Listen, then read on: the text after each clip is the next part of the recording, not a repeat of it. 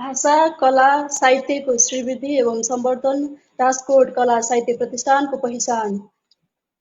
जदो साहित्यिक अभिवादन सम्पूर्ण साहित्यिक मनहरूमा सदाको श्रृङ्खला जस्तै आज पनि हामी तपाईँहरूमाझ राजकोट कला साहित्य प्रतिष्ठानको यो मजेरीमा दुईजना आदरणीय अतिथि स्रष्टाहरूको साथमा छौँ र यति बेला हामीमाझ दुईजना आदरणीय स्रष्टाज्यूहरू जो पर्दा पछाडि उपस्थित भइसक्नु भएको छ। मैले उहाँहरूलाई क्रमशः तपाईँहरूमाझ यो राजकोट कला साहित्य प्रतिष्ठानको मजेरीमा सुस्वागतम गर्ने नै छु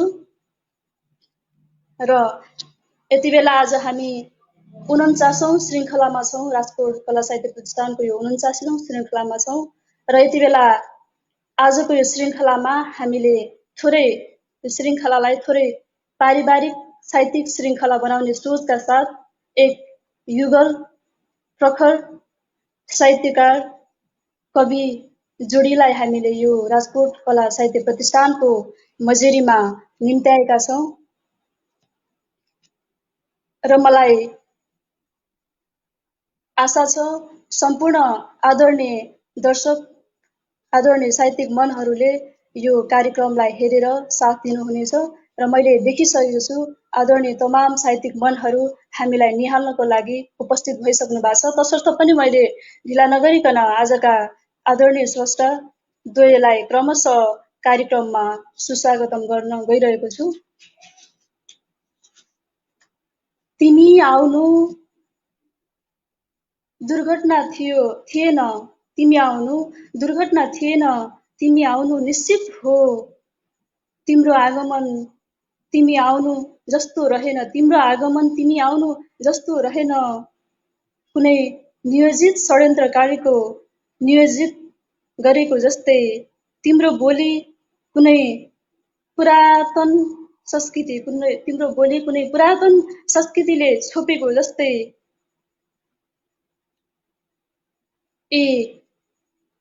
अब्बल कविताको एउटा टुक्कालाई मैले यहाँ माझ प्रस्तुत गरे। यो आजका आदरणीय अतिथि कविको एउटा टुक्कालाई मैले यहाँ वाचन गर्ने प्रयास मात्र गरेको हुँ र उहाँ हुनुहुन्छ आदरणीय कवि आजका अतिथि सुभाष खनाल, जो मकवानपुरका कवि हुनुहुन्छ। मकवानपुरका मात्र नभएर देशका कवि हुनुहुन्छ, राष्ट्रको कवि हुनुहुन्छ र पुरा विश्वकै कवि हुनुहोस्, यो हाम्रो शुभेच्छा हो। यति भन्दै मैले आदरणीय कवि सुभाष खनालज्यू, जो पेसाले शिक्षक पेसामा आबद्ध हुनुहुन्छ, लेखनमा मैले उहाँलाई कवि भन्न चाहे। उहाँका अब्बल कविताहरूमा निरन्तर रूपमा अब्बल कलम चलिरहेको छ। साथसाथै उहाँ कविता मात्रै नभएर कथा, निबन्ध, समीक्षक पनि हो। उहाँ राम्रो समीक्षक पनि हुनुहुन्छ।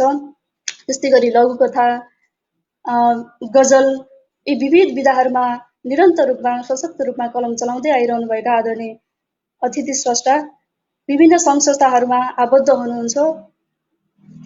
जस्तो साहित्य संस्था विभिन्न साहित्य संस्थाहरूको नेतृत्वदायी भूमिका गर्दै आइरहनु भएको छ। उहाँ एक कुशल प्रस्तुता पनि हुनुहुन्छ आदरणीय कवि। नमस्ते नमस्ते। जो गजल मञ्च मकवानपुरका संस्थापक सचिव, त्यस्तै गरी साहित्य सङ्गम मकवानपुरका पूर्व अध्यक्षज्यू, त्यस्तै गरी प्रगतिशील लेखक सङ्घ नेपालका केन्द्रीय सदस्य पनि हुनुहुन्छ। झरना साहित्य पत्रिकाको अर्धवार्षिक सम्पादक, प्रधान सम्पादकसम्म हुनुहुन्छ। यस्तै धेरैभन्दा धेरै सङ्घ संस्थाहरूमा आबद्ध भए अब्बल रूपमा साहित्यको सिर्जना मात्रै नभएर श्रीवृद्धि र विकासको निम्ति पनि उहाँ निरन्तर रूपमा लागिरहनु भएको छ। यस्ता आदरणीय दाजु जो दर्जनौं पुरस्कार र सम्मानहरूले सम्मानित यस्ता आदरणीय कविलाई आज हामीले यो राजकोटको मजेरीमा अतिथि स्रष्टाको रूपमा पाउँदा हामी एकदमै खुसी भएका छौँ। हार्दिक स्वागत छ दाजु। मैले धेरै बोल्न सकिनँ, हजुरको परिचय मैले यति बोल्न चाहे दाजु। भव्य स्वागत छ हजुरलाई। हस्, धन्यवाद। यो कार्यक्रम कुशल सञ्चालन गरिराख्नु भएकी आदरणीय लेखक व्यक्तित्व पनि हो उहाँ विमला कार्की सुसम र राजकोट साहित्य कला प्रतिष्ठानलाई संयुक्त रूपमा हार्दिक नमन गर्न चाहन्छु र जति लाइभमा कमेन्ट गरिराख्नुभएका आदरणीय लेखक व्यक्तित्वहरू हुनुहुन्छ, यहाँ हेरिराख्नुभएका व्यक्तित्वहरू हुन्छ, हामीलाई हेरिराख्नुभएका सम्पूर्णलाई नमस्कार नमन गर्न चाहन्छु। एकदमै दाजु हुन्छ। अब त्यस्तै गरी हामी हतारमा छौँ अर्का आदरणीय अतिथि स्रष्टा दिजुलाई स्वागत गर्नको लागि। मैले यति बेला उहाँको कविताको एउटा टुक्का यहाँहरू माझ राख्न चाहे। बरु भरिनु भन्दा कुरूप यथार्थले समय रित्तो बाँचिदिएको भए हुन्थ्यो युग। बरु भरिनु भन्दा कुरूप यथार्थले समय रित्तो बाँचिदिएको भए हुन्थ्यो युग। उहाँको कविताको एक टुक्का मैले यहाँहरू माझ वाचन गर्ने प्रयास गरेँ। आज हामी उहाँहरूका जीवन्त कविताहरू उहाँकै मुखार बिन्दुबाट श्रवण गर्नेछौँ। तैपनि मैले थोरै राख्ने कोसिस मात्र गरेँ। आदरणीय कवि, आजका स्रष्टा भावना सापकोटा दिजु, जो पेसाले उहाँ पनि शिक्षण पेसामै आबद्ध हुनुहुन्छ।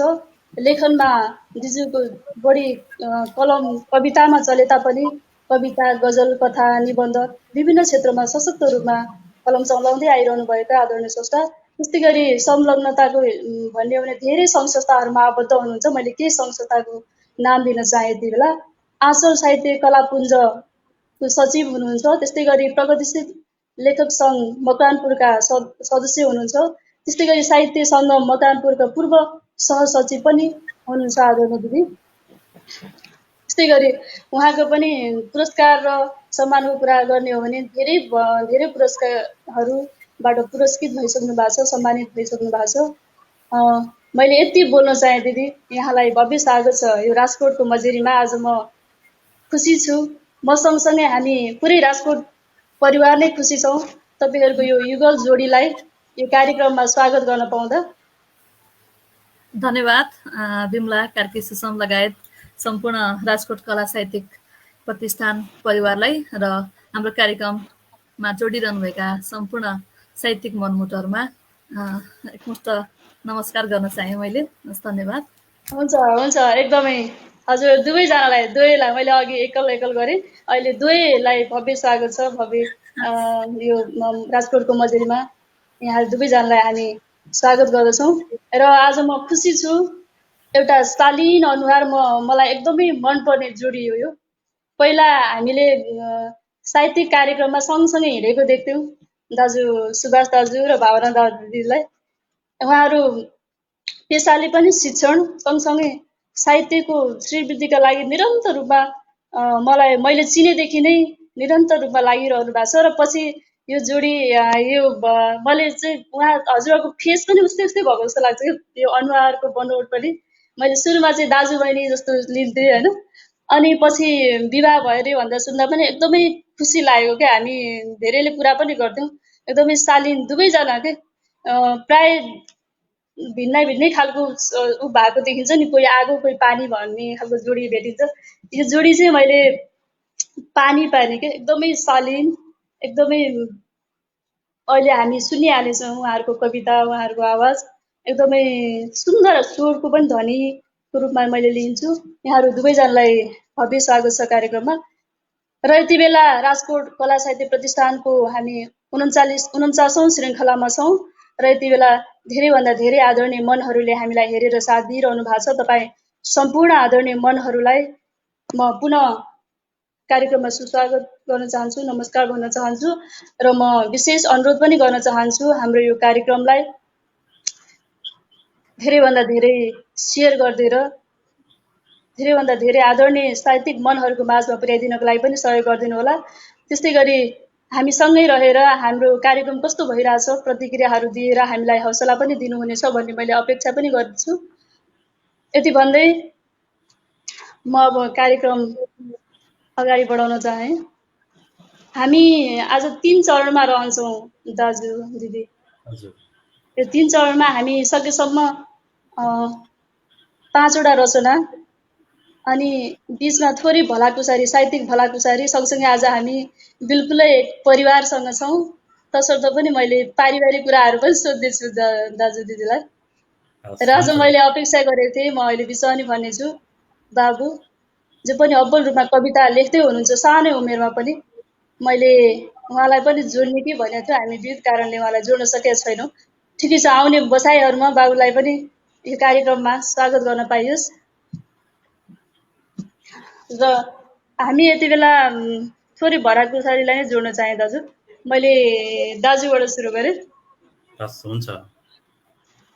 सुरुमा चाहिँ दादा यो लेखन कहिलेदेखि सुरु गर्नुभयो, अनि हजुरको लेखनको पहिलो विधा चाहिँ कुन हो, त्यो चाहिँ हामीले बुझ्न पाएदेखि, हामीले जान्न पाएदेखि आभारी हुन्थ्यौँ दादा। हामी सबै धन्यवाद। आदरणीय दर्शकहरूलाई पनि जानकारी रहन्थ्यो। दर्शकहरू हुनुहुन्छ, धेरैले प्रतिक्रियाहरू लेखिराख्नु भएको छ। दीपक मुडवारी दाई मैले एकदम रेस्पेक्ट गर्छु, उहाँले सुभाष भाइ, भावना नानु स्वागत साथै नमस्कार भनिराख्नु भएको छ। कार्यक्रममा थुप्रैजना व्यक्तित्वहरू हुनुहुन्छ। आगो सल्काउनुपर्छ भन्ने उहाँको हिजोदेखि आएको छ तपाईँको। कमेन्ट पनि गर्नु भएको छ। दाइ, आगो सल्काउन चाहिँ के गर्न सकिन्छ, कविताहरू थोरै पढ्ने प्रयास गर्नेछौँ। अब यहाँले प्रश्न जुन राख्नुभयो, कहिलेदेखि लेख्न थाल्नुभयो भन्ने कुरा जुन प्रसङ्ग छ, मैले 2057 सालबाट कविता लेख्न थालेको हो। पहिलो चाहिँ कविता नै थियो। अलिकति यसको पृष्ठभूमिमा जानुपर्छ जस्तो लाग्छ। छतिवन, मकवानपुरको पूर्वी भेग छतिवन केही न केही हिसाबले साहित्यिक दृष्टिकोणले, झरना साहित्यिक परिवार त्यहाँ स्थापना भइसकेपछि साहित्यिक दृष्टिकोणले सो ठाउँ उर्वर रह्यो। धेरै साहित्यिक स्रष्टाहरू त्यहाँ स्थापित हुनुभयो, देशमै नाम कमाउनु भएका होइन र अन्तर्राष्ट्रिय रूपमै परिचित व्यक्तित्वहरू पनि त्यहाँबाट स्थापित हुनुभएको छ। उहाँहरूकै सिलसिलामा हामी पनि लेख्ने क्रममा रह्यौँ र त्यही गोरेटोमा डोरिँदै साहित्यिक यात्रामा आइपुग्यो। झरना साहित्यिक परिवार त्यहाँ स्थापना हुनुको श्रेय चाहिँ त्यहाँ नेपाली विषय शिक्षण गर्न पुग्नुभएका रमेश मोहन अधिकारी सर, त्यस्तै त्यहाँ नै अध्यापनरत शिक्षकहरू, महेन्द्र मावि छतिवनमा अध्यापनरत शिक्षकहरू, उद्धव सापकोटा, जनार्दन खनाल, परशुराम गौतम लगायत सरहरू जो रहनुभयो, उहाँहरूको त्यो एउटा प्रयत्न स्वरूप छतिवनमा एउटा साहित्यिक माहौल बन्यो र त्यो साहित्यिक माहौल सँगसँगै अलिकति आफ्नो परिवार पनि, मेरो बुवा पनि लेख्नुहुन्छ, अहिले पनि लेख्नुहुन्छ। बुवाले सानो बेलामा बुवाका डायरीहरू खोलेर हेर्थेँ। ती डायरीमा लेखेको कुरा आज अद्यापि मलाई याद छ। बुवाले लेख्दाखेरि त्यहाँ कविताको एउटा लाइनमा परेको कुरा म अझै सम्झिन्छु। हेपिने र हेप्ने उस्तै हुन् भन्ने लाइन परेको थियो होइन। अब हामी चाहिँ हेप्नेहरूलाई गाली गर्छौँ, हेप्नेहरूले हेपे भन्छौँ, तर हेप्नेहरू सँगसँगै हेपिनेहरू पनि सँगसँगै दोषी हुन् होइन। हेपिनेहरूले हेपिएनन् भने हेप्नेहरूले हेप्न सक्दैनन् भन्ने खालको त्यो एउटा विषयगत प्रसङ्गहरू त्यो बेला लेखिएका कुरा मेरो दिमागमा आजसम्म स्ट्राइक भएर बसेको छ, त्यो रहेर बसेको छ। यस हिसाबले अलिकति पारिवारिक वातावरण, अलिकति झरनाको साहित्यिक वातावरण, छतिवनको साहित्यिक वातावरणले नै सायद केन्द्रित गरायो र मूलत सुरुदेखि नै अलिक बढी कविता लेखनमा केन्द्रित भएँ र बिचतिर त्यहाँ नेउपाने परिश्रमी सरहरू लगायत विभिन्न मुद्रानाज्यूहरू पुगिसक्नु भएपछि अलिकति गजलसँग सम्बन्धित जानकारी भएर गजल लेखनमा पनि अगाडि बढ्ने प्रयास गरियो। एकदम राम्रो दाजु। सुरुवात सँगसँगै सुरुवातमै कविताबाटै यहाँको कलम चाहिँ चलेको रहेछ। त्यो सँगसँगै झरना साहित्य प्रतिष्ठानलाई पनि जोड दिनुभयो, एकदमै आभार रहे दादा। हुन्छ, अब हजुरको कविता सुनौँ। यो पहिलो चरणमा के छ दाजुको, के छ, हामी चाहिँ कविता सुन्नै हतारमा छौँ। दुईटा रचना सुनौँ होइन। यो चाहिँ भएको कलेक्सनमा नभएको मेरो नयाँ कविता नै हो र अलिकति प्रेमपरक कविता। यहाँ अब माहौल पनि पारिवारिक प्रेमपरक माहौल पनि बनिराखेको छ। एकदम दाजु। एउटा प्रेमपरक कविता कम लेख्छु यस्तो कविता अलि किन त्यस्तो भइराखेको हुन्छ थाहा छैन, तर कम लेख्छु। एउटा लेखेको कविता सुनाउँछु है त। हुन्छ दाजु। तिमी आइपुग्नु अघि, कविताको शीर्षक तिमी आइपुग्नु अघि आइसकेका हुन्छन् धेरै चिज। सुन्दर। तिमी आइपुग्नु अघि आइसकेका हुन्छन् धेरै चिज, बतासको लहरा जस्तो सम्झनाको कोलाज,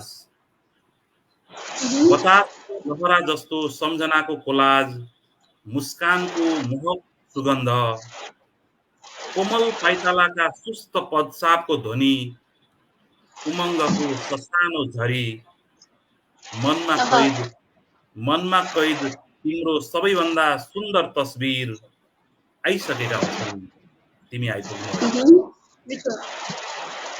आवाजमा निस्किने सबैभन्दा प्रिय शब्द, नजिक हुँदा धड्किने मुटुको लय, नयनदेखि झर्ने खुसीका बाछिटा, मन परेको अनुहारको तेजस्वी चहक, मनमा गुन्जिने जादुई सङ्गीत तिमी आइपुग्नु अघि। र एउटा सिङ्गो प्रेमको आकाश नै आइपुगिसकेको हुन्छ तिमी आइपुग्नु अघि। र म रहिरहेको हुन्छु बसेर जीवनको चौतारोमा तिमी आउनुको सुखद बहार कुरेर। धन्यवाद। यो एउटा कविता बहुत सुन्दर कविता, बहुत धन्यवाद। यो एउटा कविता सुनाए, यो चाहिँ नयाँ कविता थियो, यो कलेक्सनमा नआएको कविता। अब एउटा कविता सुनाउँछु। आभारी रह्यौँ दाजु, नयाँ कविता हामीले कार्यक्रममा श्रवण गर्ने अवसर पायौँ। हुन्छ दाजु। दोस्रो कविता सुनाउँछु। यहाँले दुईटा कविताको लागि आग्रह गर्नुभएको थियो, दोस्रो कविता सुनाउँछु। यो चाहिँ अलिकति सामाजिक विषयवस्तुसँग सम्बन्धित कविता छ। चुनावहरू आउँछन् जान्छन्, फेरि पनि चुनावका कुराहरू सुनिँदैछ होइन, चुनावको प्रसङ्गहरू आइराखेको छ देशमा।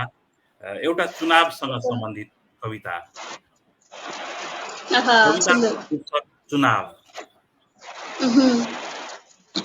पाथी मैल भएको धोतीको कापबाट जाँघको लिखा तान्दै अर्जेल बाजेले भने चुनाव आएछ। पाथी मैल भएको धोतीको कापबाट जाँघको लिखा तान्दै अर्जेल बाजेले भने चुनाव आएछ। खडेरीले रोपे झैं सिउँडी जस्तो कपाल सुमसुम्याउँदै आइते तामाङले आफ्नो अघि जुम्ल्या हात गरिरहेका नेतालाई नमस्कार फर्काए। फेरोकको फित्ताले आयु नाप्दै गरेको मने माझीको घरको भित्तामा लेखियो चुनावी नारा। बज्दैछ साइला परियारको सिलाइ मेसिनमा खटखटे आवाज र सिउँदैछन् नयाँ रङको लुगा। आदेश छ अक्षरहरू नमेट्युन्।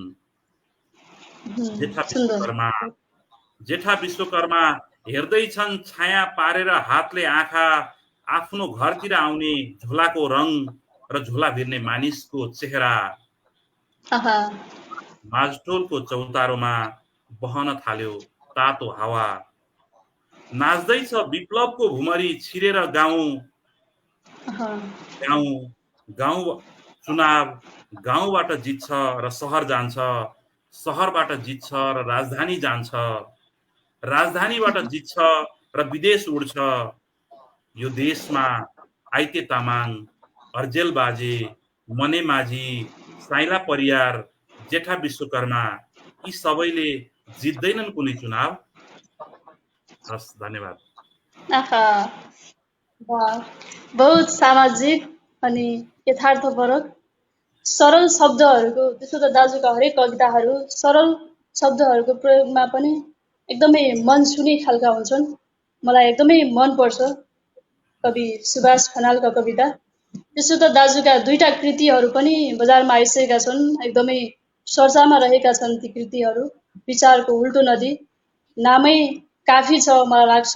कविता त्यतिकै बुलन्द छन्, जुन 2071 सालमा प्रकाशित छ। त्यस्तै गरी समयका अबेन 2077 सालमा दुवै कविताहरूका कृति हामी आज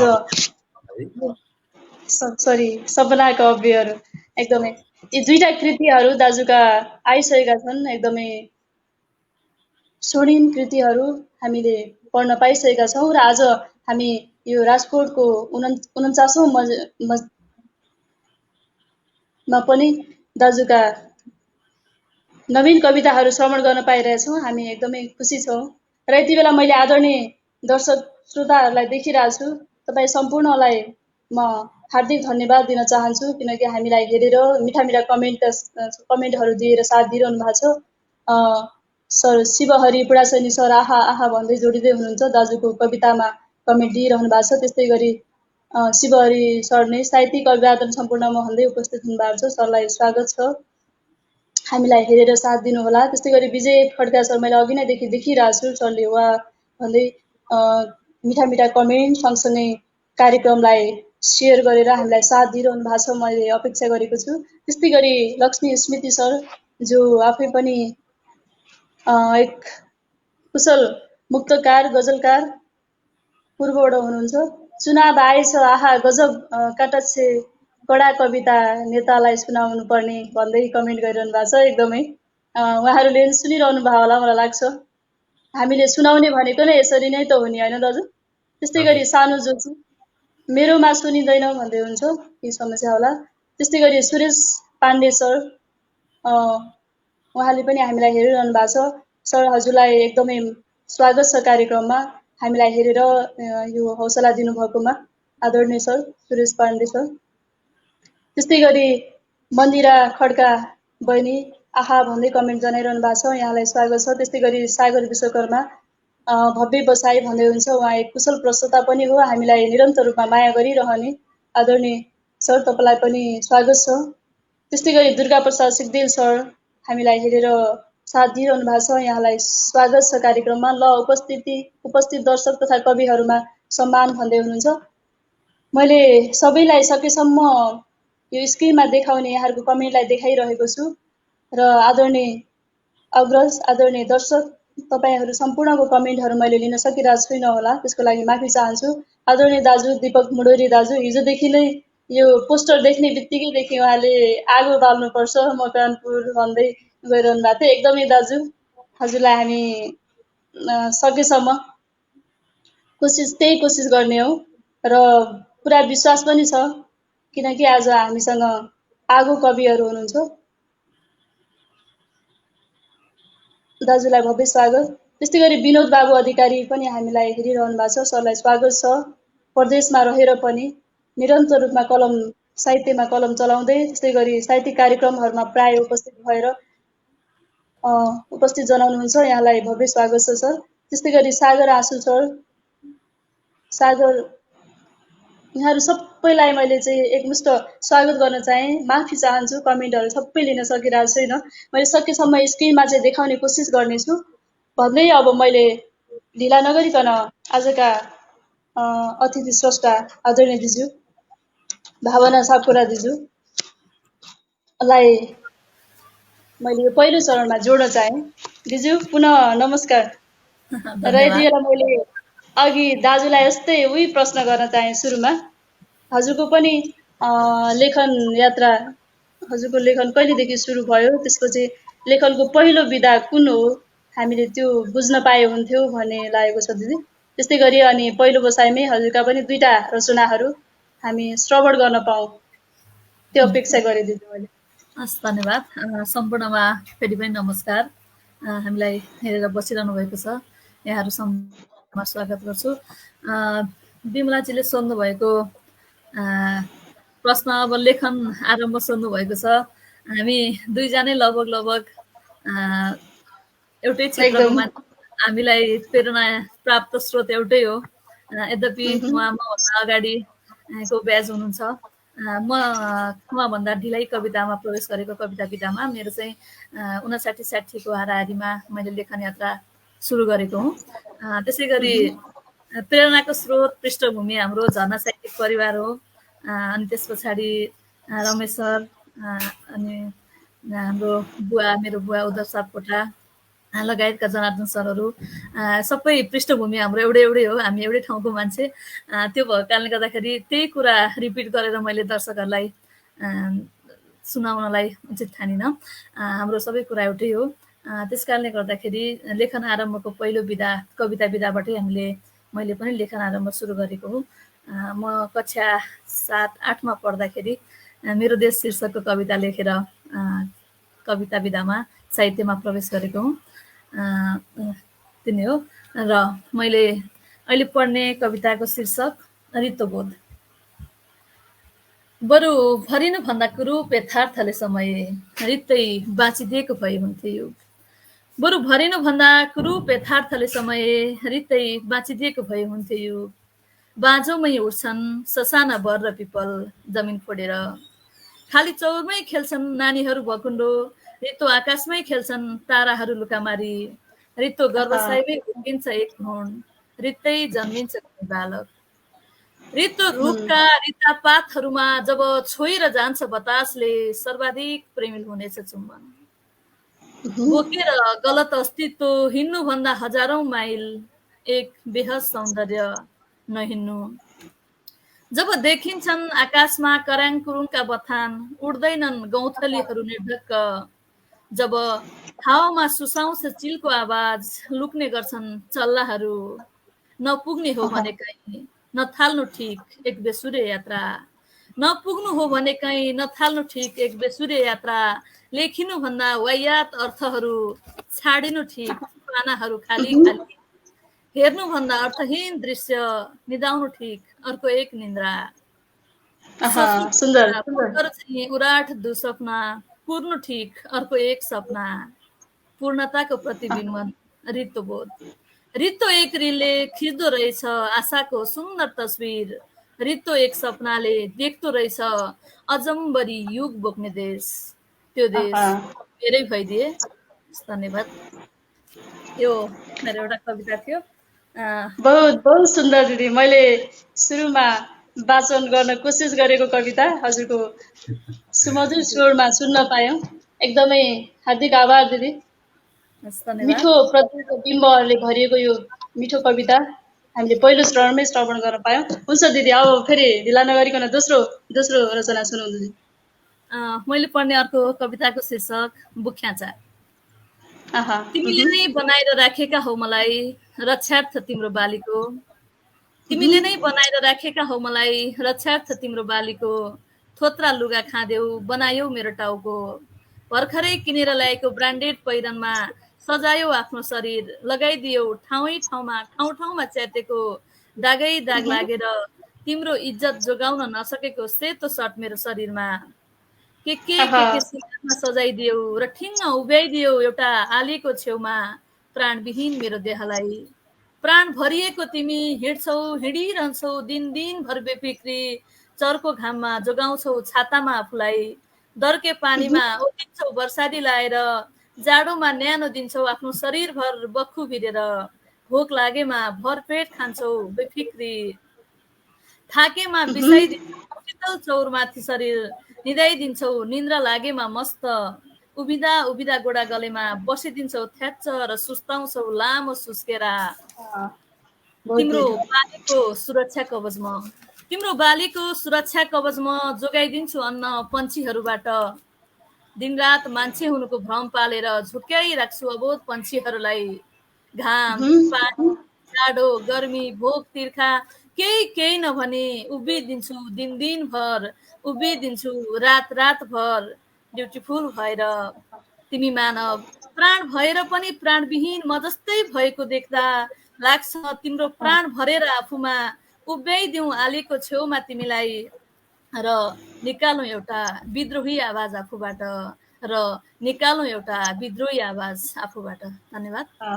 बहुत बहुत शालीन विद्रोह दिदी। यो एकदमै मिठो विद्रोह कविता मार्फत, तर एकदमै शक्तिशाली विद्रोह हो यो।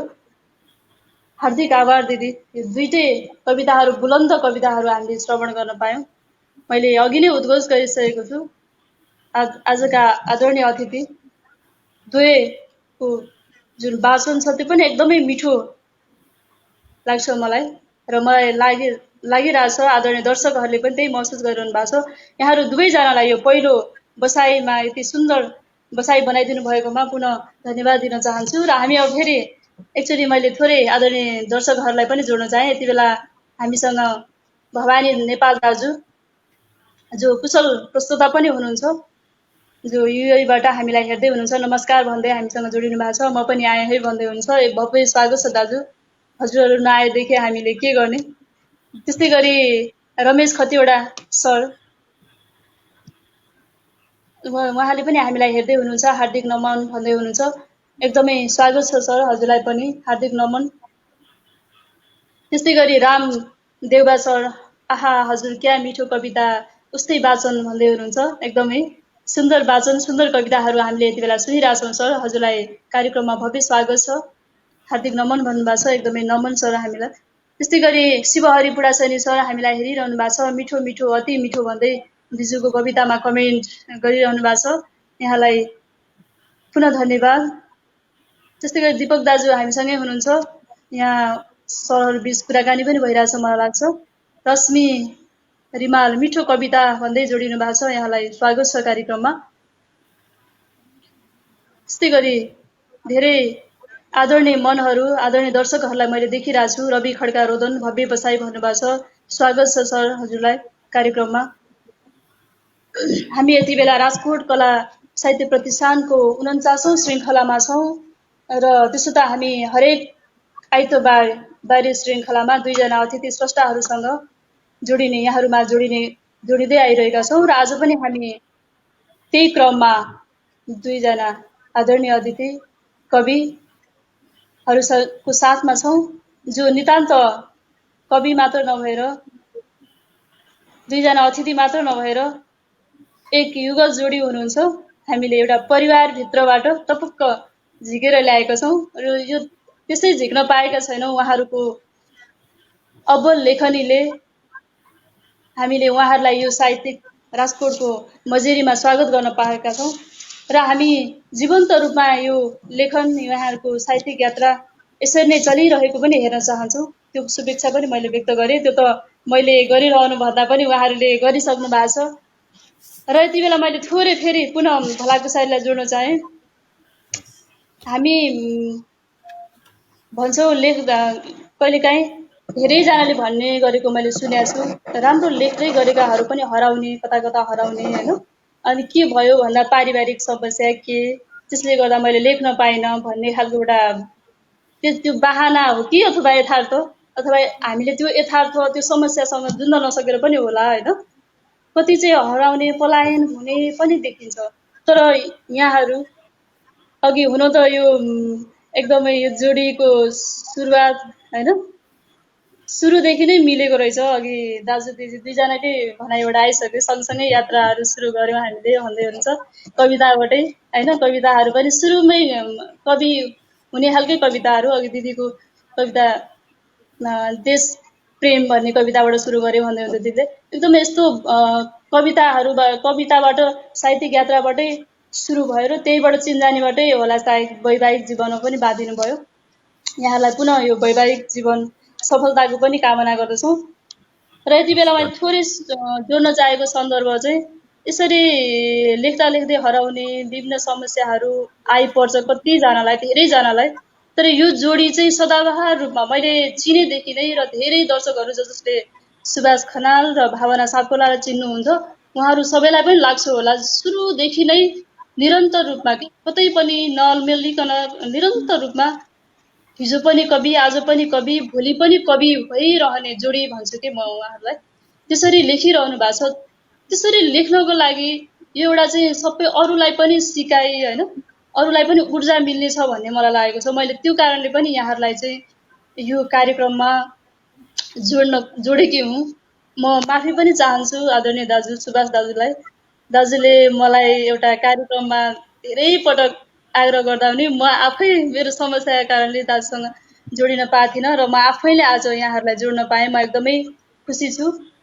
र मैले जोड्न खोजेको कुरा यी धेरै समस्याहरू हुँदाहुँदै पनि, जस्तो शिक्षण पेसामा हुनुहुन्छ, बिहान 9-10 बजेदेखि बेलुकासम्म र अझ साइन्स पढाउनुहुन्छ दाजुले जहाँसम्म मलाई लाग्छ होइन। अब टिप्सनको कुराहरू पनि हुन्छ बिहान बेलुका, दिदीको पनि त्यस्तै अङ्ग्रेजी म्याथ के छ होइन दिदीको। अनि बिहान बेलुका ट्युसन हुन्छ। तैपनि साहित्यमा निरन्तर रूपमा साहित्यका विद्यार्थीहरू पनि तयार गर्दै हुनुहुन्छ कि प्रशिक्षण दिने होइन। त्यस्तै गरी कार्यक्रमहरूमा पनि मलाई यो जोडी चाहिँ सँगसँगै हरेक कार्यक्रमहरूमा के कोही हुन्छ नि अब थोरै लेख्ने मन पराउने भए पनि श्रीमान जाने श्रीमती नजाने त्यस्तो खालको प्राय कार्यक्रमहरूमा मैले सुभाष खनाल र भावना सापकोटा दुवै कविहरूलाई देखिरहेको हुन्छु कि यो समय यो चाहिँ कसरी मिलाइरहनु भएको छ दाजु, के छ? मैले दाइलाई ठिक छ। हामी एक खालको जीवनको सम्बन्धमा पुग्नुको पछाडि पनि साहित्यिक यात्रा पनि एउटा कारक हो होइन। हामी आज सँगै जीवनयापनमा छौँ। भावना सापकोटा त्यसै गरी म भएँ। यो अलिकति स्वाभाविक हो, पारिवारिक जीवनमा धेरै कुराले असर पार्छ, लेखनलाई धेरै कुराले असर पार्छ होइन। लेखन मात्रै भनेर हिँडिरहँदाखेरि पनि आफ्नो परिवारलाई समय नहुँदाखेरि अथवा पारिवारिक रूपमा सहजता नहुँदाखेरि परिवारमा समस्याहरू आउँछ। त्यस्तै अब परिवारलाई मात्रै ध्यान दिने अथवा पारिवारिक कुरामा मात्रै रहने हुँदाखेरि पनि फेरि लेखन जति हुनुपर्ने त्यति नहुन सक्छ। यो कुरालाई तालमेल मिलाउनु, त्यसमाथि फेरि अब हाम्रा जुन शिक्षणका दायित्वहरू छन् ती कुराहरूले तालमेल मिलाउनु त अलिकति जटिलता रहन्छ नै, स्वाभाविकै हो। हामीले धेरै कविहरू, ठुला कवि लेखकहरू देख्छौँ, उहाँहरूको बाहिर देख्दाखेरि त राम्रो देखिन्छ, तर भित्र अन्तर्यमा पारिवारिक विचलनदेखि लिएर धेरै कुराहरू समस्यामा परेको देखिन्छ, त्यो समस्यामा परेको देखिन्छ। त्यस्तै लेखन त हामीले राम्रो मन पराउँछौँ, तर व्यक्तिगत जीवन कमजोर रहन्छ। अब यो दुईटा पक्षलाई म्यानेज गर्नु अथवा यो सम्हालेर अगाडि बढाउनु स्वाभाविक रूपमा चुनौतीपूर्ण छ। तर मलाई के लाग्छ भने लेखन एउटा पाटो त हुँदै हो, तर त्योभन्दा महत्त्वपूर्ण पाटो चाहिँ जीवनको प्रक्रिया, जीवनयापन होइन, आफूले चलाउने जीवनको शैली, त्यो सबभन्दा महत्त्वपूर्ण हो जस्तो लाग्छ। त्यसपछि त्यसलाई म्यानेज गरेपछि हामी त्यसमा अब सबल निस्किएपछि अनि लेखन पनि सँगसँगै हुनुपर्छ भन्ने सोच्छु। यसको निम्ति पारिवारिक वातावरणले स्वाभाविक रूपमा भूमिका खेल्छ। अलिकति नबुझ्ने परिवार, त्यसपछि अलिकति नबुझ्ने अब आफ्नो परिवार जीवनसाथी परिदाखेरि त्यस्ता समस्याहरू आउँछन्। कतिपय सन्दर्भमा अलिकति बढी म खुलेर हिँडिराख्दाखेरि भावना जो मेरो जीवनसङ्गिनी हुनुहुन्छ उहाँलाई मैले कहीँ कतै रोकेँ कि भन्ने पनि अनुभूति हुन्छ कतिपय सन्दर्भमा। फेरि अब हामी प्राय जसो सँगसँगै नै हुन्छौँ होइन, त्यो हिसाबले कहीँ त्यस्तो लाग्छ, तर प्रमोट पनि सँगसँगै भइराखेको छ जस्तो लाग्छ। दुवैले एकले अर्कालाई उत्साहित नै बनाइराखेका हुन्छौँ। त्यो प्राविधिक कठिनाइ त जसको परिवारमा पनि त्यसरी अब झन् एउटै फिल्डमा हिँड्दै गर्दाखेरि हुन्छ नै, तर त्यसलाई म्यानेज गर्ने प्रयत्न गर्छौँ हामी। एकदम दाजु, एकदमै हो।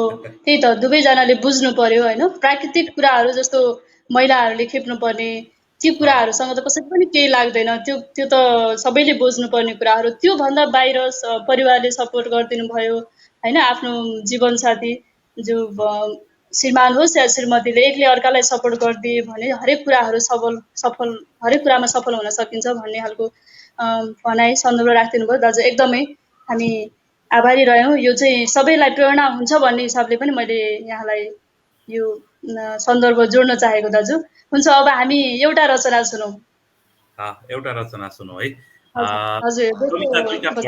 कविता दुईटा पढेँ, यतिखेर चाहिँ गजल पढौँ कि जस्तो लाग्यो। गजल पनि लेख्छु है।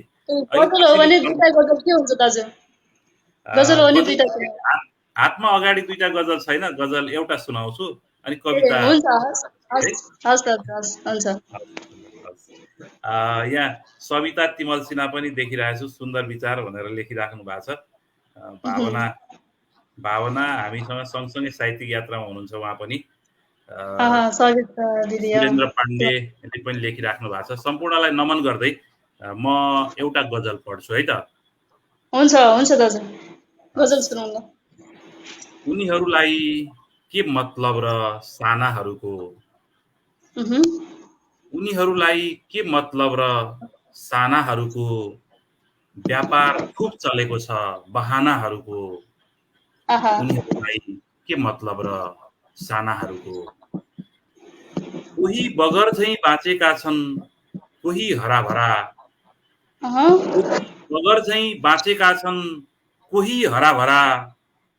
कुनै सीमा हुँदो रहेनछ चाहनाहरूको, उनीहरूलाई के मतलब र सानाहरूको।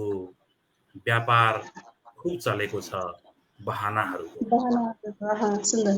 झुपडीहरूका कथा बेचेर आएका हुन्, झुपडीहरूका कथा बेचेर आएका हुन्। अहिले त सञ्जालमा छन् घरानाहरूको, उनीहरूलाई के मतलब छ सानाहरूको। व्यापार खुब चलेको छ बहानाहरूको।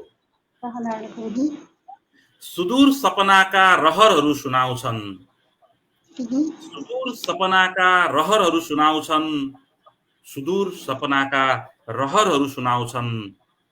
तर अभाव छ उही खाना र नानाहरूको, उनीहरूलाई के मतलब र सानाहरूको।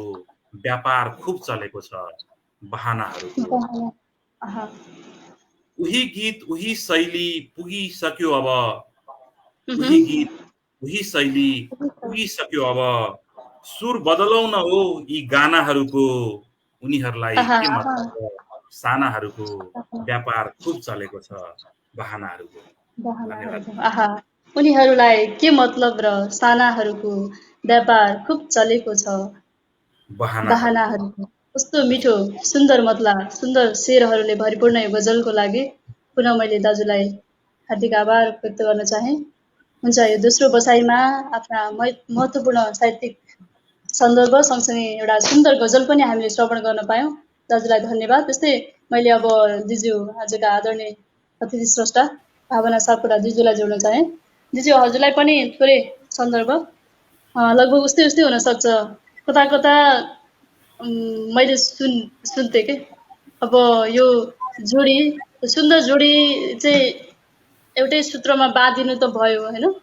अब सुभाष खनाल कवि सुभाष खनाल चाहिँ कवि सुभाष खनाल नै हुनुहुन्छ होइन, उहाँ निरन्तर रूपमा हुनुहोला। तर भावना सापकोटा कवि भावना सापकोटा चाहिँ आजसम्म हुनुहुन्थ्यो, भोलि हुन पनि सक्नुहुन्छ नहुन पनि सक्नुहुन्छ भन्ने पनि थियो कि कता कता होइन।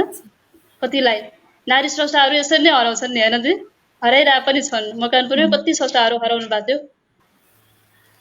त्यो हुँदा त्यो एउटा सन्दर्भ त्यो एउटा चिन्तनलाई चाहिँ चिरेर हजुरले निरन्तर रूपमा हामी पनि केही गर्न सक्छौँ होइन।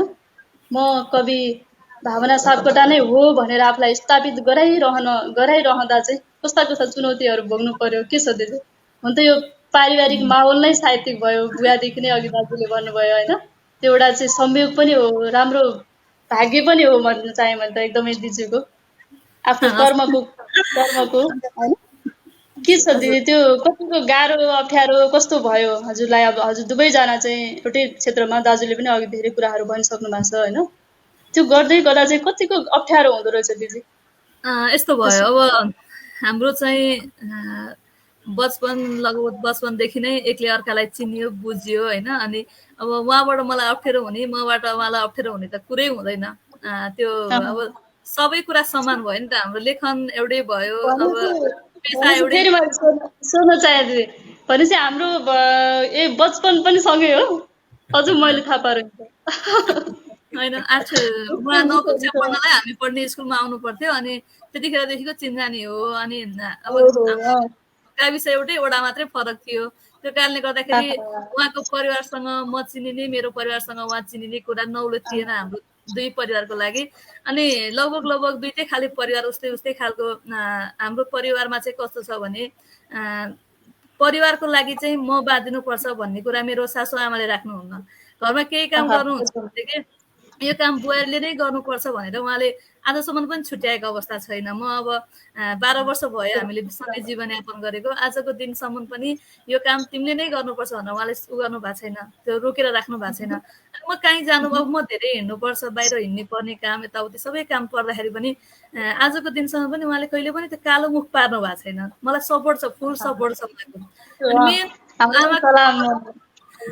आमाको सपोर्ट चाहिँ राम्रो भएको कारणले गर्दाखेरि मलाई सहज भएको छ यो सबै काम गर्नको लागि। वास्तवमै हो, एकदमै हजुर घरमा त्यही त आमा भन्दा वास्तवमै हो। मैले एकदमै माने यति बेला चाहिँ सुभाष दाजु, हजुरको सपोर्ट भन्दा नि मम्मीको हो। मैले एकदमै माने के होइन, दाइको प्रयास होइन, मात्र पनि सपोर्ट अब हुँदैन त्यहाँ त्यो त्यहाँ मलाई भावनाले भन्दै गर्दाखेरि मलाई छुटा हो होइन होइन, त्यसमा स्वाभाविकै हो। एउटा के भन्दाखेरि परिवारको दृष्टिकोण कस्तो रहन्छ बुहारीप्रति, त्यो कुराले ठुलो भूमिका खेल्छ नै होइन। अब सँगसँगै हामी सँगसँगै हुन्छौँ, प्रायः जसो कार्यक्रमहरूमा सँगसँगै गइराख्नुपर्छ। अब भनौँ न त्यो साथ त छँदैछ, त्यही त त्यो साथ छोरा जान्छ बुहारी बस्नुपर्छ घर टाइपको रिस्पोन्सहरू आइदियो भनेदेखि त्यो सम्भावना रहँदैन नि त होइन। तर घरबाट हाम्रो त्यस्तो खालको समस्याहरू छैन। हामी सँगै निस्किन पाउँछौँ, धेरै कार्यक्रमहरूमा दुवैजना सँगै निस्किन पाउँछौँ, त्यो नै ठुलो कुरा हो। एकदमै एकदमै राम्रो हुन्छ। हुन्छ दिदी सुनौ हजुरको कुरा हामीले बिचमा घर सम्हालिरहनु पर्ने जुन एउटा बाध्यात्मक अवस्था हुन्छ, बच्चा हेर्नुपर्ने, घरको काम यताउति, त्यही कुराले त्यही पेरिफेरीमा परेर महिलाहरू उम्किन पाएको हुँदैनन् चाहना हुँदा हुँदै पनि होइन। अनि त्यो कुराले मलाई बन्देज नबनाएपछि मेरो इच्छा शक्ति हुँदाखेरि म जान सक्ने भएँ। अनि सुभाषजीले पनि आफू निम्तो आएको ठाउँमा हामीलाई दुईजनालाई बोलाएको ठाउँमा अथवादेखि हामी जानुपर्ने कार्यक्रम भयो भनेदेखि हामी सँगै जान्छौँ, सँगै हिँड्छौँ। अनि दुईजनै बाहिर हुँदाखेरि घरमा चाहिँ अब बच्चाहरू छन्, पहिला एउटा मात्रै छोरो हुँदाखेरि हामी सँगै बोकेर जान्थ्यौँ, जहाँ जाँदा पनि सँगै लिएर जान्थ्यौँ। अनि पछि अर्को पनि भएपछि अनि बुवा आमा उता हुनुहुन्थ्यो, गाउँमा बस्नुहुन्थ्यो, हामी यता हुन्थ्यौँ। अनि यतापट्टि जागिर पनि हेर्ने, घर पनि हेर्ने, सबै गर्न गाह्रो भएपछि बुवा आमा यता सँगै हुनुभयो। अनि त्यो भएपछि सबै कुरा आमाले म्यानेज गरिदिनु भयो घरमा। अब बच्चालाई हेर्नुपर्ने कुराहरू यताउति, घरको रेखदेख सबै गर्ने भएपछि हामी स्वतन्त्र नै भइरह्यौँ। त्यस्तो केही पनि परेन। अनि सबैले आफ्नो आफ्नो ठाउँबाट जिम्मेवारी पुरा गरिरहेपछि घर परिवार सहजै चल्छन्। मेन कुरा चाहिँ जिम्मेवारी आफूले बिर्सिनु हुँदैन। अब श्रीमानको जिम्मेवारी श्रीमानले बिर्सिनु भएन, श्रीमतीको जिम्मेवारी श्रीमतीले बिर्सिनु भएन, बाबुआमाप्रति गर्ने कर्तव्य हामीले भुल्नु भएन, आफू बाबुआमा भएर गर्ने कर्तव्य पनि हामीले बच्चाहरूप्रति भुल्नु हुँदैन। त्यो सबै हुँदाखेरि चाहिँ जिन्दगी सहजै चल्छ भन्ने लाग्छ मलाई। कमेन्टहरू पनि आइरहेछ। लक्ष्मी आदरणीय दाजु, लक्ष्मी श्रेष्ठ दाजु हामीलाई हेरिरहनु भएको छ। कति भाग्यमानी जीवन भावना दिएको भन्नुभएको छ। एकदमै एकदमै त्यही त दिदीको कुराहरू सुन्दा। तर त्यसमा उहाँको कर्म अघि नै जोडिसक्नुभयो। वास्तवमै छोरी हुँदा बुहारी हुँदा आफूले निर्वाह गर्नुपर्ने भूमिका पनि कवि भावना सापकोटा, जसले एक निमेष पनि छोड्नुहुन्न, त्यो मलाई पूर्ण विश्वास छ। त्यो उहाँको व्यक्तित्वले पनि देखाउँछ। उहाँ त्यति मेहनती हो कि मैले चाहिँ उहाँको पारिवारिक रूपमा चाहिँ अब दाजुले आज भन्दा थाहा पाएँ होइन, त्यो अवसर पाएँ। तर उहाँहरूको साहित्यिक क्षेत्रमा जुन लगानी छ, जुन मेहनत छ, त्यसले चाहिँ देखाउँछ कि मान्छेको एउटा क्षेत्रमा मान्छेले कसरी काम गरिरहेछ, उसको जीवन पनि त्यसरी नै चलाउँछ भन्ने हामीले महसुस गर्न सक्छौँ। तसर्थ पनि उहाँको पारिवारिक जिम्मेवारी उहाँको परिवारले जसरी गर्नुभएको छ, भावना दिदीको पनि त्यसमा कुनै कमी छैन। जसले गर्दा पनि यो सहज वातावरण सबैबाट सिर्जना भएको हो। एकदमै तसर्थ पनि उहाँ भाग्यमानी हुनुहुन्छ। हुन्छ, हामीले यो मिठो पारिवारिक सन्दर्भलाई जोड्न पायौँ। भाग्यमानी कुरा चाहिँ भावना मात्रै होइन भन्ने सुभाष दाइमा पनि है। हुन्छ ल, एकदमै हो नि। उहाँहरू दुवैजना मैले अघि नै उद्घोष गरिसकेँ। एकदमै मैले चिनेदेखि नै शालीन अनुहार होइन, शालीन जोडी, सुन्दर जोडी, मेहनतीले जोडी भन्छु कि मैले। यो साहित्यिक लेखनमा मात्रै होइन, हरेक क्षेत्रमा त्यस्तै हुनुहुन्छ उहाँहरू, मलाई जहाँसम्म लाग्छ। हुन्छ दिजु, अब हामी रचना सुनौँ। दोस्रो चरणको एउटा रचना गजलको पालो सरले गजलबाट सुरु गर्नु भएको छ। अब मैले गजल सुनौँ। दोस्रो बसाइ गजलमै बनाउँछु। गजल यस्तो छ। हुन्छ। अँध्यारो छ सारा दुनियाँ, जुन खोज्नु बेकार छ। अँध्यारो छ सारा दुनियाँ, जुन खोज्नु बेकार छ। शोकमग्न छ सारा देश, धुन खोज्नु बेकार छ। सन्त्रस्त छौँ, त्रसित छौँ, मारिएका छौँ हामी। सन्त्रस्त छौँ, त्रसित छौँ, मारिएका छौँ हामी। सबैलाई अटाउने कानुन खोज्नु बेकार छ। शोकमग्न छ प्यारो देश, धुन खोज्नु बेकार छ। च्यातिएको चोली नै छ, छैन वस्त्र शरीरमा। च्यातिएको चोली नै छ, छैन वस्त्र शरीरमा। केवल रम्न रमाउन सुन खोज्नु बेकार छ। शोकमग्न छ प्यारो देश, धुन खोज्नु बेकार छ। किन सबै बस्तीभरि उदासीनता छाएको छ। रङ्ग्याउन आफ्नै छाप्रो चुन खोज्नु बेकार छ। शोकमग्न छ प्यारो देश, धुन खोज्नु बेकार छ। हिंसा, लुटपाट, डकैतीको बोलबाल जताततै वैगुणकै छ जमात ठुलो, गुण खोज्नु बेकार छ। शोकमग्न छ प्यारो देश, धुन खोज्नु बेकार छ। अँध्यारो छ सारा दुनियाँ, जुन खोज्नु बेकार छ। धन्यवाद। यस प्रेमले ओतपोत गजल हामीले सुन्न पायौँ। कविताहरू पनि समाज, देश हैन, माटोमै रहेर लेख्नुहुन्छ दिदी। विद्रोही कविताहरू, मार्मिक कविताहरू लेख्नुहुन्छ। यो गजल पनि त्यस्तै सुन्दर गजल हामीले सुन्न पायौँ। अँधेरो छ सारा दुनियाँ, जुन खोज्नु बेकार छ। शोकमग्न छ देश, धुन खोज्नु बेकार छ। सुन्दर मतला, एकदमै सुन्दर सुन्दर शेरहरूले भरिपूर्ण यो गजल। र दोस्रो बसाई गजलमय बनाइदिनु भएकोमा आजका दुई अतिथि, आजका जोडी, साहित्यिक जोडी कविवर, यहाँहरू दुवैजनालाई मैले पुनः धन्यवाद दिन चाहेँ। र यति बेला मैले आदरणीय दर्शकहरू, आज हामी राजकोट कला साहित्य प्रतिष्ठानको यो 39औं श्रृङ्खलामा छौँ र यति बेला हामीलाई आफ्नो विविध कामहरूलाई पनि थाती राखेर निरन्तर रूपमा हामीलाई निहालिरहनु भएको छ।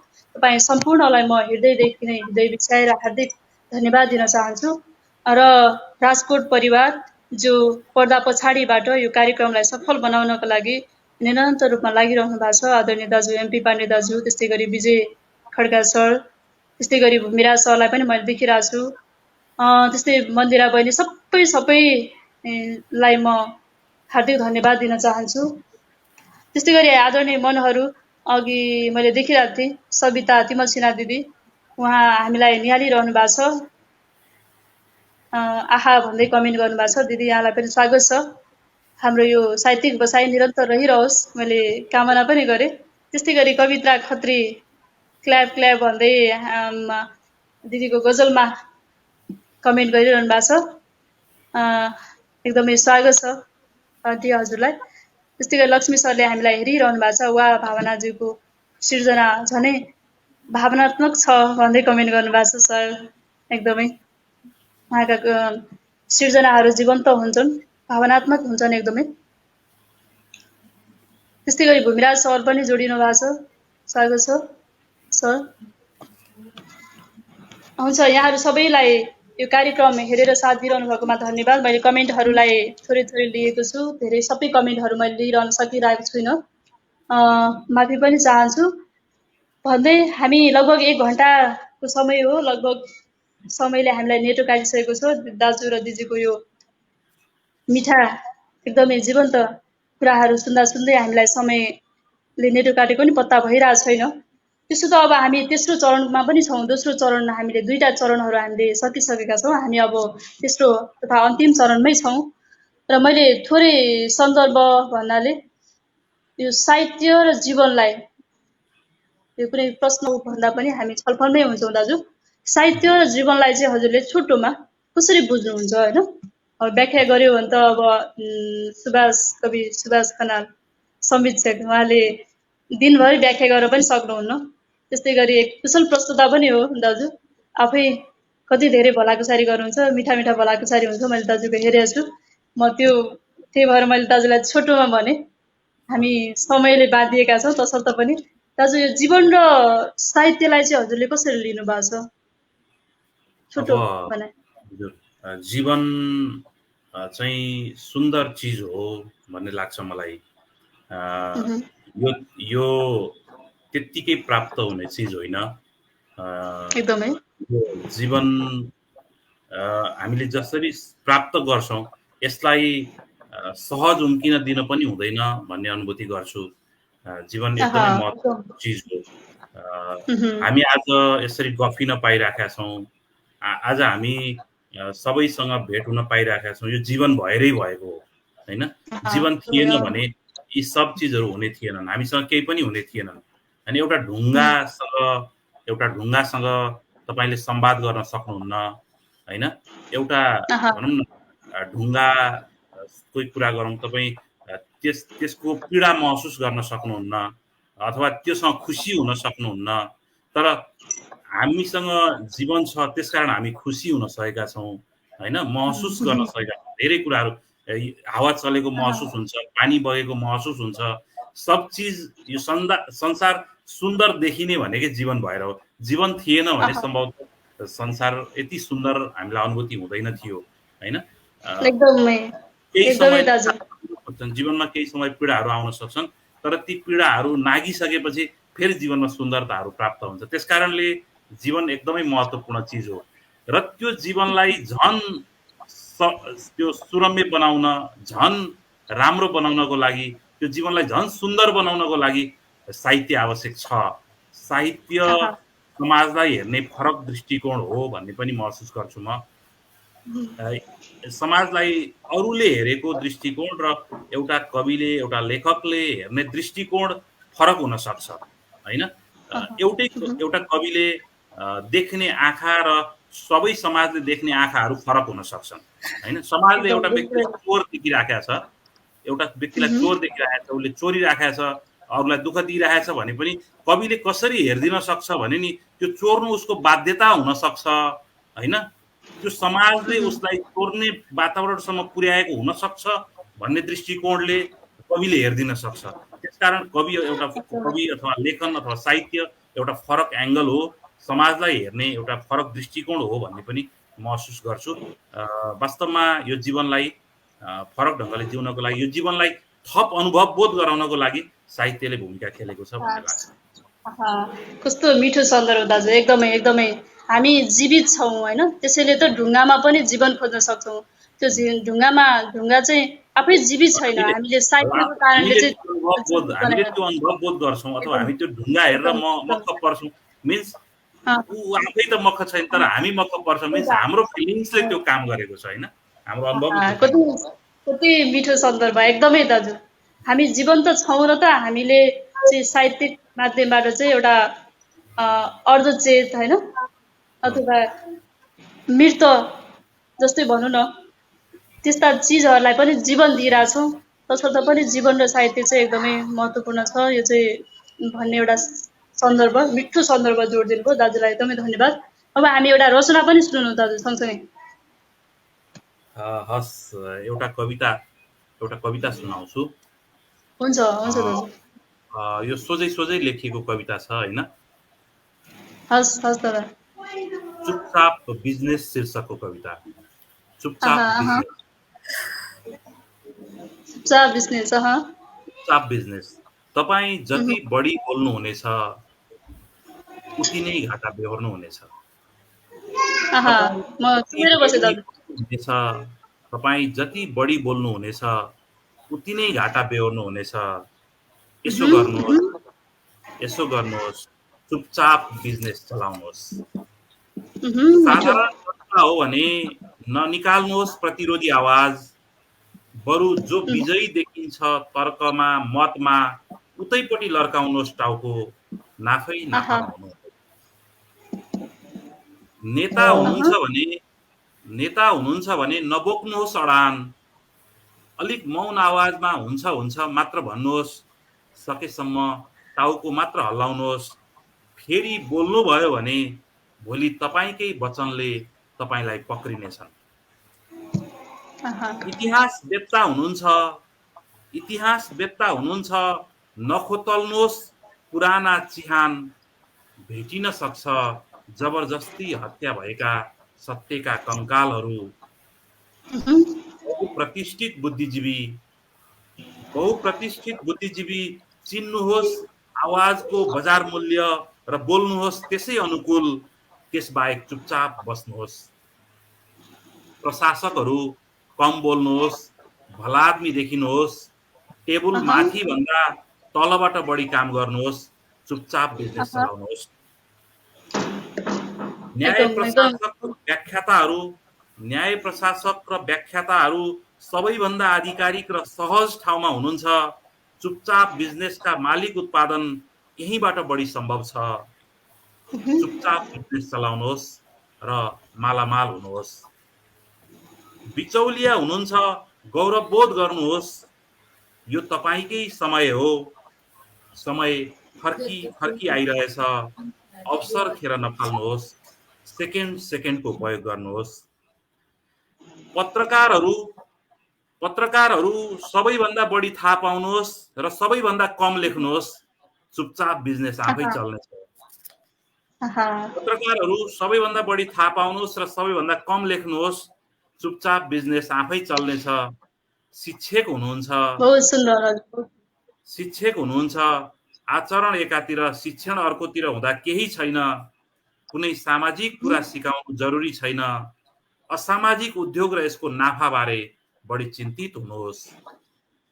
लेखक कलाकार आफ्नो कित्ताले बबन्डर खराबी गरे पनि सुईको नपाउनुहोस् र चुपचाप रहनुहोस्।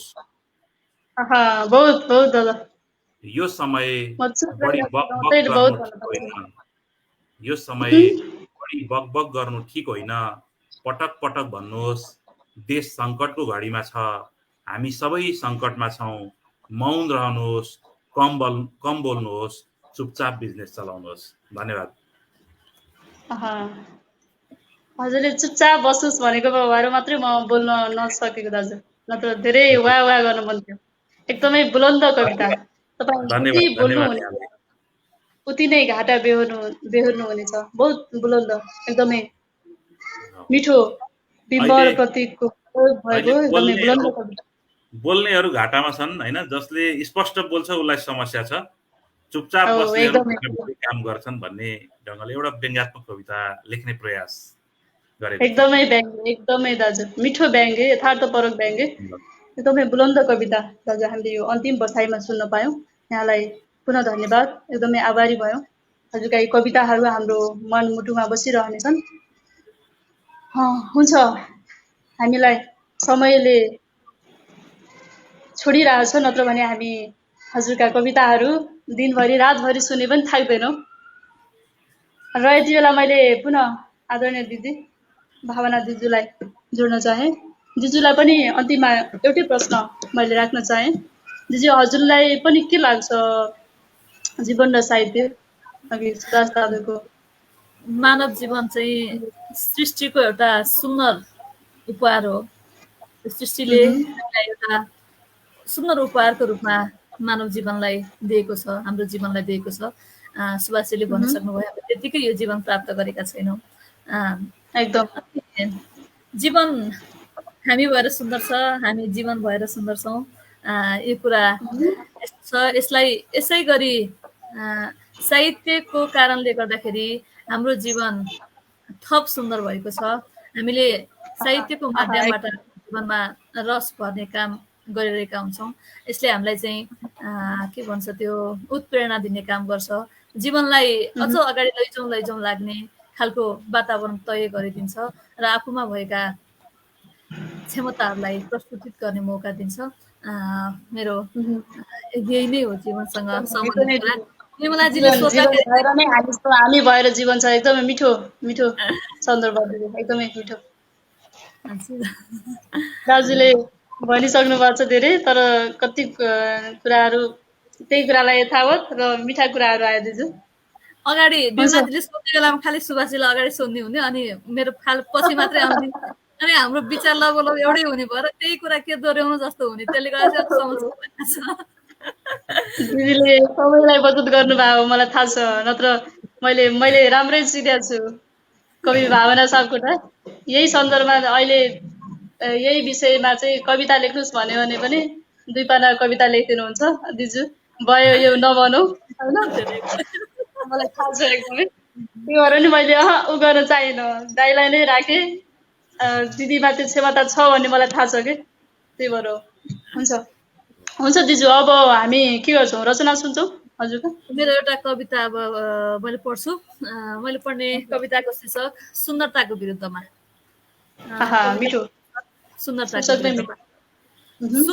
भएरै मासिन्छन् धेरै कुरा समय अगावै, सुन्दर भएरै मासिन्छन् धेरै कुरा समय अगावै, सुन्दरताको खास्टो उत्तिकै कुरूप लाग्छ जब सुन्दर अनुहारमै फ्याँकिन्छन् तेजाबका छिट्टाहरू, कुरूप पारी आहा छाड्छ सुन्दर रूप, निरस बढाइ छाड्छ जीवन। दिदी फेरि सुन्दर फेरि सुरुदेखि सुरु गरौँ। धन्यवाद।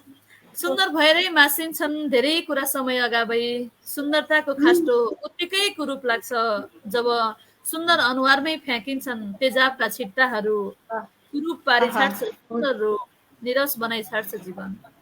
सुन्दर फुल छुटिजान्छ बिरुवाबाट गुमाउँदै आफ्नो सुन्दरता, सुन्दर तस्बिरहरू छापिन्छन् मुहार पुस्तिकाको भित्ता भरिभरि, रङ्गिन्छन् भित्ताहरू हराउँछन् इज्जतको, सुन्दर मान्छे खोसी लैजान्छ समयले चाँडै, सखाप पारिदिन्छ उसको संसार, सुन्दर देखिने हरेक वस्तु सुन्दरता रहुन्जेलसम्म मात्र हो, सुन्दरताको सम्बन्ध सुन्दर रहुन्जेलसम्म मात्र रहन्छ, जस्तो कि बाल सुलभ हाँसो, मानव यौवन, फुल्दै गरेको बिहानी, यात्राको दृश्य, रुखको पालुवा, कोइलीको कुहु कुहु, साथीको साथ आदि आदि, रहुन्जेल मात्र सुन्दर हुन्छ, छुट्दा सम्झना।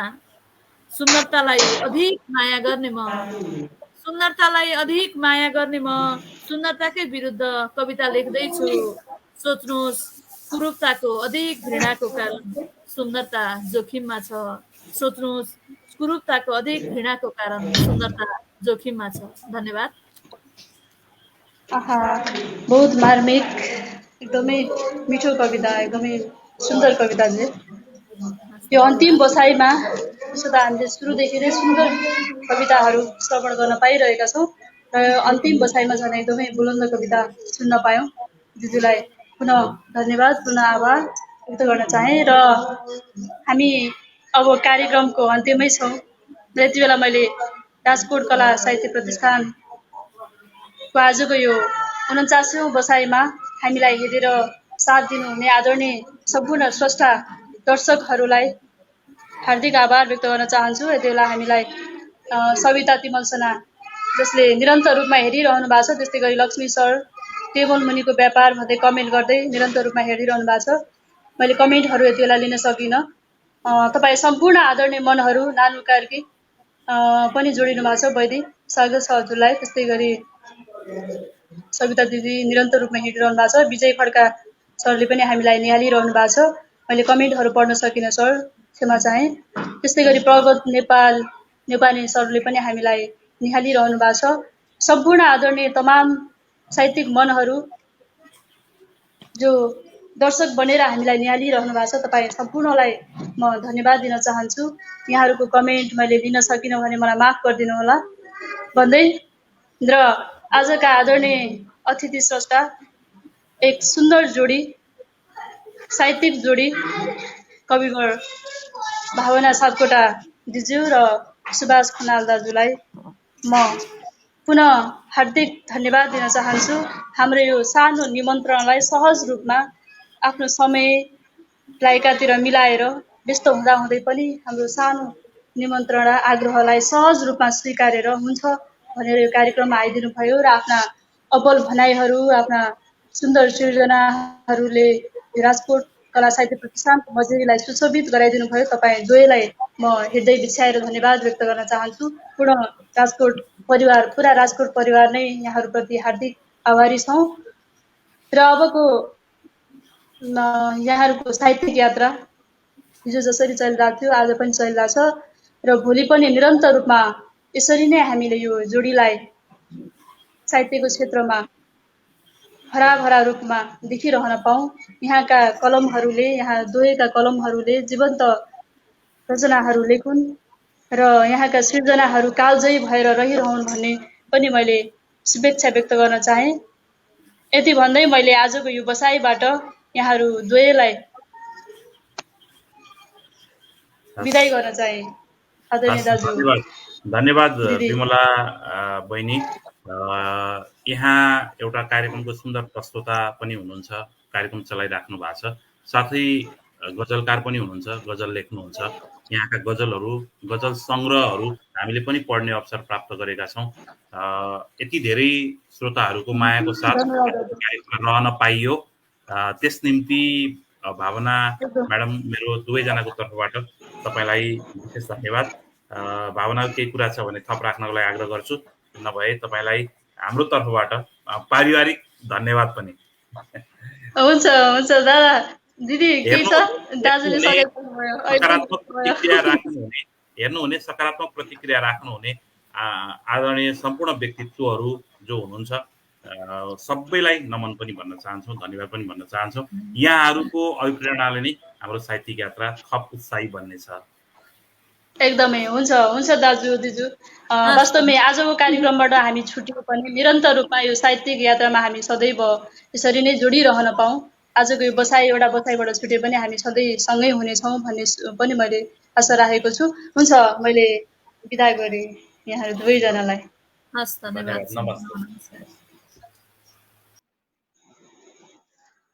हुन्छ, आज हामी राजकोट कला साहित्य प्रतिष्ठानको यो 49औं श्रृङ्खलामा दुईजना आदरणीय अतिथि स्रष्टा भावना सापकोटा, कवि भावना सापकोटा र कवि सुभाष खनाल जो मकवानपुरका स्रष्टाहरू हुनुहुन्थ्यो, उहाँहरू दुवैजनालाई यो राजकोटको मजेरीमा हामीले श्रवण गरिसकेका छौँ र यति बेला हाम्रो निमन्त्रणालाई स्वीकारेर उहाँहरू सहज रूपमा आइदिनु भयो र यो कार्यक्रमलाई सुशोभित गराइदिनु भयो। त्यसको लागि म दुवै कविवरलाई हार्दिक धन्यवाद दिन चाहन्छु। उहाँहरूप्रति हामी आभारी छौँ। सँगसँगै अब यति बेला यो रात्रिकालीन प्रहरमा पनि हामीलाई निहालेर कार्यक्रम सफल बनाउनको लागि उपस्थित सम्पूर्ण आदरणीय साहित्यिक मनहरू जो आज दर्शक बनेर हामीलाई निहालिरहनु भएको छ, तपाईँ सम्पूर्ण विश्वका कुना कुनामा छरिएर रहनुभएका तपाईँ सम्पूर्ण आदरणीय मनहरूलाई म पुनः नमन सँगसँगै धन्यवाद व्यक्त गर्न चाहन्छु यो कार्यक्रम हेरेर सेयर गरेर साथ दिनुभएकोमा। र सँगसँगै राजकोट कला साहित्य प्रतिष्ठानका आदरणीय व्यक्तित्वहरू जसले पर्दा पछाडि रहेर कार्यक्रम सफल बनाउनका लागि निरन्तर रूपमा लागिरहनु भएको छ, उहाँहरू सबैजनालाई म पुनः हार्दिक धन्यवाद दिँदै म पनि तपाईँहरूको माझबाट बिदा हुन चाहन्छु। हामी अहिलेको बसाइबाट छुट्टे पनि निरन्तर रूपमा साहित्यिक बसाइमा हुने नै छौँ भन्दै म बिदा हुन चाहन्छु। जय साहित्य, जय देश।